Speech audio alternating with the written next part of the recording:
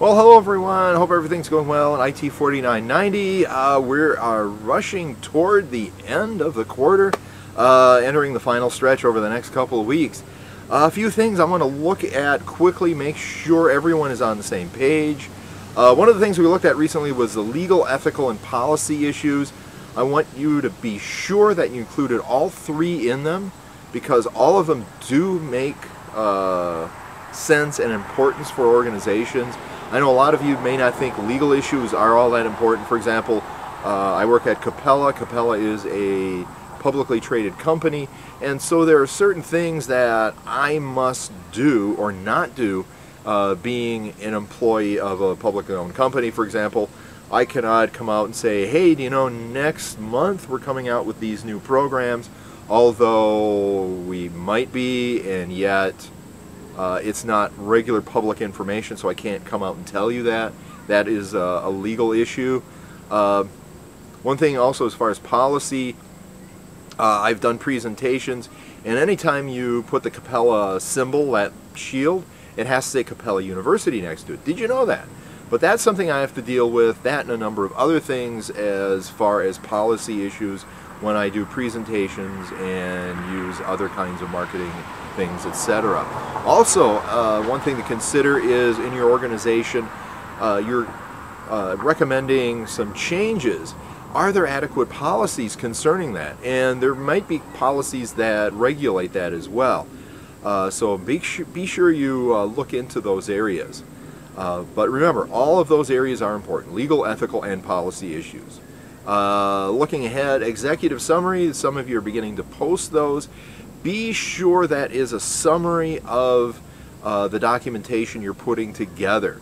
So it should be a snapshot of it, because someone is going to get this big document and they're going to see whether or not it's worth reading by taking a look at that summary. Now, in the summary, don't be falling into the trap of saying the documentation will include this. You're not talking about the documentation, you're summarizing it. So you'll have a short version of that documentation, not something that discusses it or talks about it as if it were another person. So keep that in mind as well. If you have questions, again, ask the instructor would be a good place to ask those. Okay, coming ahead, we're looking at the final presentation. That will be week 9. Again, there's two ways of doing it. If you want to do the live conference call, that would be next week. I will be putting out a schedule in case you want to sign up for it. Otherwise, you can put the slides together and record the narration on it and submit those on the last Sunday of week 9. Looking ahead, final proposal.